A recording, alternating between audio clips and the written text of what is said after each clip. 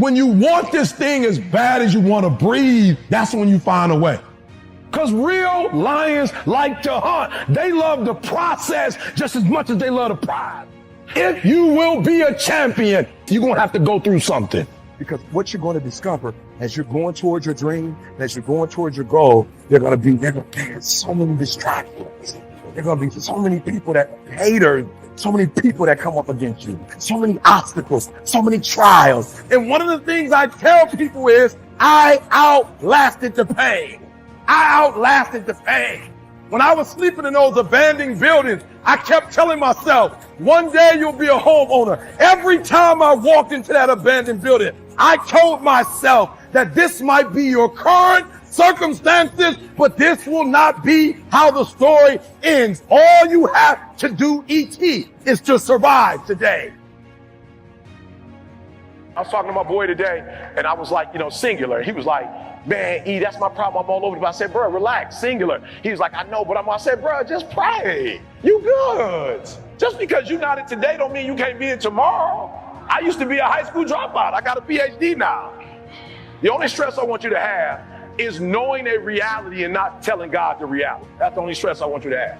That's it. Like, once you figure out what you are, just tell God, like, God, I got this problem. God, I got this problem. God, I got this problem. And I promise you, if he don't fix it in a week, he gonna fix it in 2. It's okay if you're not there right now. You wouldn't need a God if you could do it all by yourself. Just be honest and he's gonna fix it. I'm not where I want to be, but it ain't what it was.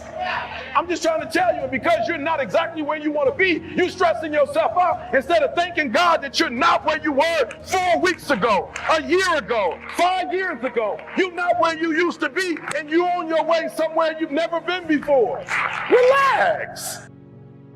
Most common ways of living backwards is being obsessed with past errors. While it's beneficial to learn from our mistakes, constantly dwelling on them can lead to anxiety, depression, and hinder one's ability to move forward.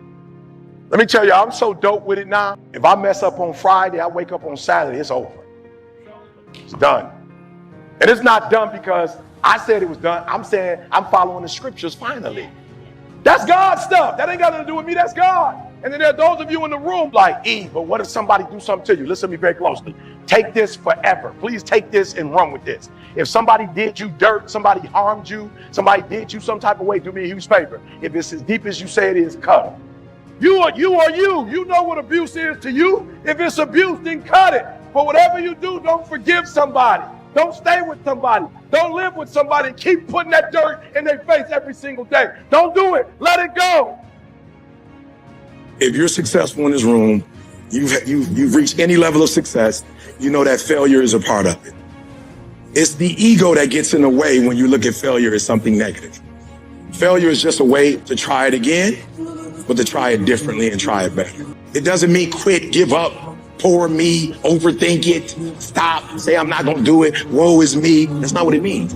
It means that you did a great job, but you didn't execute. No, people come here and tell me, I worked so hard, but you didn't execute. Failure is not a strike against you. Failure just means you're doing something wrong and you're doing something right, but you're not doing enough right, and you need to figure out what you're doing wrong, and you need to make the adjustments so you can execute when it counts, when it matters. Paul says, I press toward the mark for the prize. You can't get your prize as long as you're in your past. And you're about to be able to do some stuff that you couldn't do before, not because you didn't physically couldn't do it, or mentally, emotionally couldn't do it. You couldn't do it because of the past. You need one person's approval. That's God's. The very energy of focusing on an error today that happened 6 months ago is moving you backwards. I can't wait to see the prize. I'm waking up every day like, God, what you got for me? Every day is Christmas with Christ. What's the new blessing? What's the new blessing? God, I don't got time to remember the past.